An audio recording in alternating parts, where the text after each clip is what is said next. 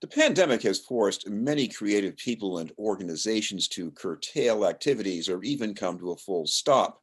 But the creative sector has also developed other ways to serve the community or even a new set of needs. To encourage more of that, Mass Humanities recently awarded $250,000 to 59 nonprofit organizations, many of them active in Boston. To tell us about the grants and efforts in advocacy is the executive director of Mass Humanities, Brian Boyles. Thank you very much for being with us, Brian. It's good to be with you, Chris. Brian, it's good to hear that you're helping things mend here. But before we get to that, talk about the urgency behind this. All those losses that have been tallied up for organizations and individuals in the creative sector. How bad was it? The most recent numbers from our partners at Mass Cultural Council have been, $500 million in losses in the cultural sector. So it's bad. I think what we've seen is a resilience, particularly with these humanities organizations, to find a way. But the lost revenue is not something that any of us can take lightly, particularly as we prepare for possible reopenings. Well, when you look at these grants, and I think this is not just about helping people because they're hurting, you also have a strategy for recovery. Can you give me some examples of what you were thinking, especially with some of the grants here in Boston? Sure.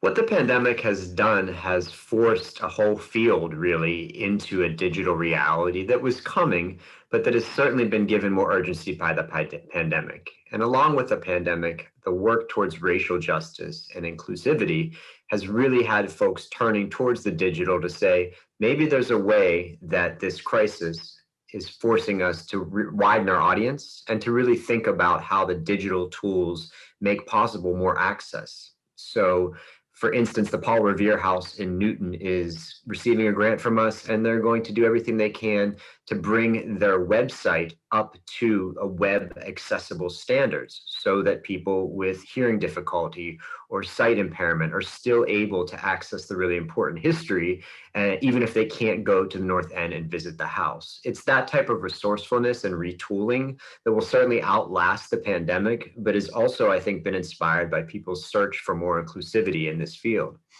I notice here in Boston, it's really quite a mix because this is not just about the well-known downtown locations. We're talking about places in Chinatown, we're talking about Union of Minority Neighborhoods. So you're covering a lot of bases here.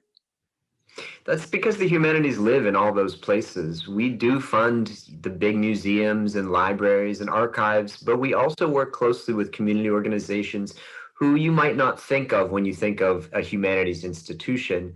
An organization like the Boston Chinatown Neighborhood Center is a great example because they've been doing work we've supported for quite a while to really surface the histories and experiences of residents, and that is humanities work.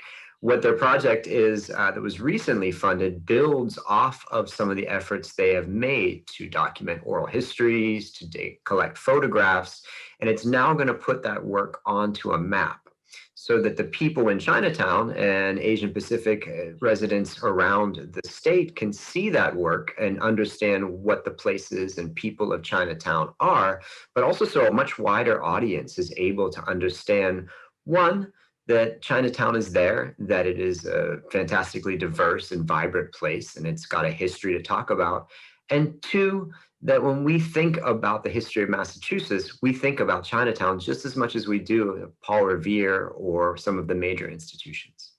Well, I know pre-pandemic, the norm for a lot of these organizations was, whether it was with a performance or an exhibit, you got a whole lot of people to come to one place at one time, and then that would ripple out to maybe having dinner in a restaurant. That was the formula. But when you're doing it online, what happens to that formula? It's a great question, and I think all of us want to get back to a place where we're able to have that dinner.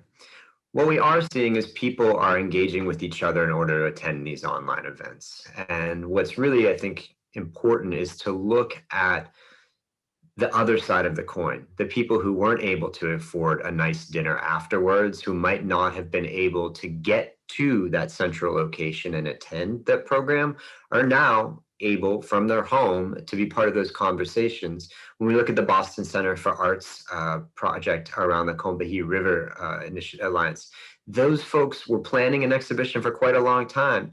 Combahee was so important in defining what Black feminism is. There's an audience out there that may or may not have been able to come to that exhibition. They may or may not have been able to attend that dinner afterwards. Now, though, because of the work that they're doing at the center, they're able to offer that audience a lot more access to participate in that conversation. So, I wanted to look for silver linings, and I think the tragedies of the pandemic cannot be lightened, and the economic losses are real, and the need to get back together and form community at these institutions is not going away. However, the silver lining in the digital space is that people are actually finding ways to do things that they wouldn't have been able to do so easily before. And that's a credit to these humanities organizations. Well, one thing I found it more or less as a consumer is that I've gotten engaged in these organizations in ways that might not have happened, and I spent a lot of time, engaging with them, their information. So, could that be a benefit going forward?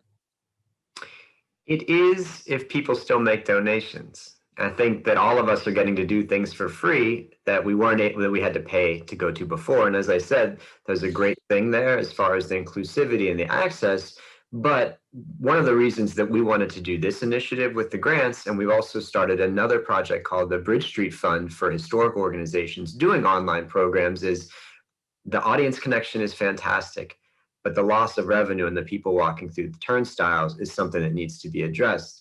This is really the third iteration of our COVID response. So the first two that we did, one made possible through the National Endowment for the Humanities and the CARES Act, the second through our partners at Mass Cultural Council, and now this round of grants. Really, the first two looked at operating support, just making sure that we were doing everything we could with the funds we have to preserve jobs and operations. With the digital capacity, we're really saying, people have been scrambling, they've been resilient, they've done amazing things. Now they are turning a corner, but the revenue's still not there. Now, how are they going to find funding to update that website, to buy that projector, to bring in someone to do the kind of digital work that maybe the staff didn't have the capacity to do?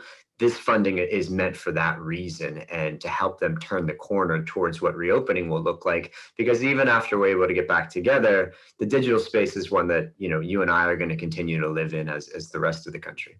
Well, even looking beyond the lifespan of these particular grants, you also are working for some goals with the state budget for the coming year, and there are a lot of adaptations yet to be made coming out of the pandemic. What are you looking for in that budget? Well, for us, what's really important is the annual budget for Mass Cultural Council. That's how we receive our funding from the Commonwealth.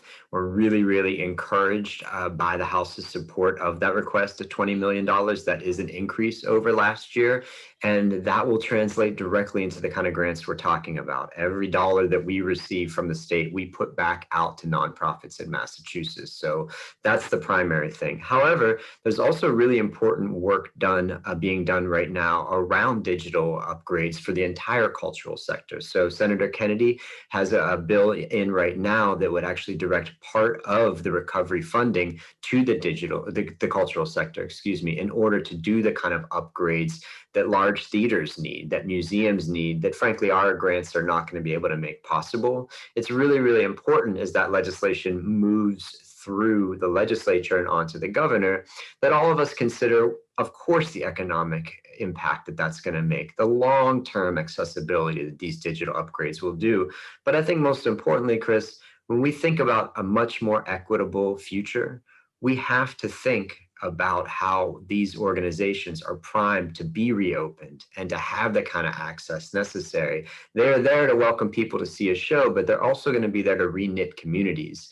There can't be an inclusive present or future if we don't have an inclusive treatment of the past. And this type of work, these support from the state for the cultural sector, helps that happen. And I really believe that the recovery is going to depend on the cultural sector getting the kind of funding that it deserves in order to welcome people back together so that they can learn with each other about what's happened and try to imagine the future of the Commonwealth.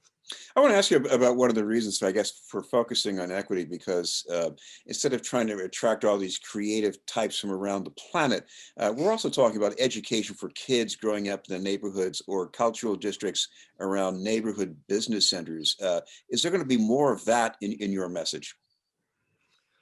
The local is going to be essential to what happens next. All of us have been so locked into the communities we're in. And I believe that local history is going to have a renaissance, and the funding that we're providing needs to be a part of that. But you also mentioned, work with youth. One of the grants that we awarded was to an organization called Definitely. They are going to produce a series of films about young people who struggle with hearing loss, who are deaf or hearing impaired. Those stories need to be a part of this equity-based conversation. And while that might be a project that generates several films, you can see what the ripple effect is when it's shown to more young people in their communities to actually recognize who the people are that are living with them, what their struggles are, and how we can kind of make the accommodations and understanding in order to have a much more cohesive local community as we come out of this crisis. I want to ask you about the power of culture, which is, I think, the name of your advocacy campaign. There's been some new concern about that because they say, oh, with the pandemic now, people don't have to live in one of the better cultural hubs anymore. They can do their work from anywhere. Is that power diminished, you think? The institutions that are the big headliners and world famous global institutions in Massachusetts are also very concerned with the local audience. They're places that our kids go to for field trips, that all of us experience as a coming of age. That power is not going to go away. And what we've seen is their shift to being able to do digital outreach is sustaining that power. Now, can that power be brought to other communities around the state? For sure. And that's been Mass Cultural Council's effort for many years, as well as Mass Humanities. So I don't see that power going down. I think, though, that it's shared and it's embraced in a way that, while we might have thought of it as just these hub organizations, I believe in the recovery, we're going to turn around and look at your local historical society and branch library as being just as much a part of that power. Well, thank you very much for taking the time to join us. It's great talking to you, Chris. Thanks. It was Brian Boyles from Mass Humanities. We'll have more news in just a moment.